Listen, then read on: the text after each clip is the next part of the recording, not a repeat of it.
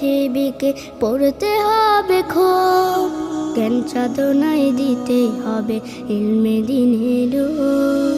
জানতে হলে পৃথিবীকে পড়তে হবে খুব, জ্ঞান সাধনায় দিতে হবে ইলমে দ্বীনের রূপ।